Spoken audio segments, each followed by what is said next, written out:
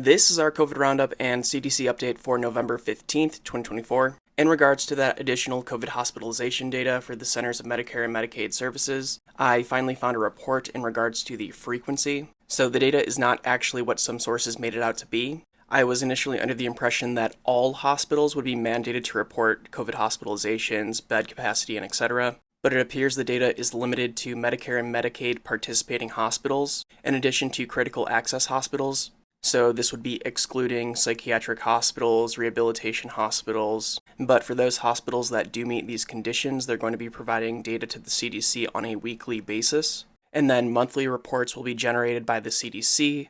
So in theory, December 1st is when we'd get our first report. So this likely won't be a significant increase in data quality like we were expecting, unfortunately. So moving on to our COVID variants and Raj's COVID variant tracker.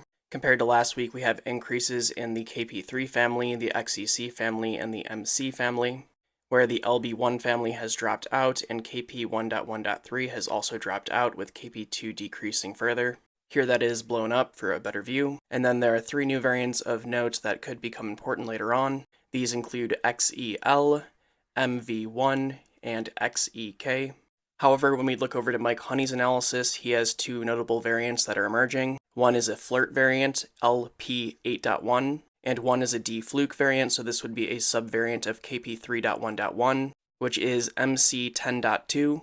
But outside of those future challengers, XEC has continued to grow, reaching 25% of all variants in proportion globally, where XEC is most dominant in Spain, making up about 60% of all variants by proportion. And then for that emerging lineage, LP8.1, currently it's the most prevalent in Japan, making up greater than 15% of all variants by proportion. Now, in terms of test positivity, looking at the Walgreens Respiratory Index tracker, the highest regions of positive tests are occurring in the center of the country, the northeast, and the south.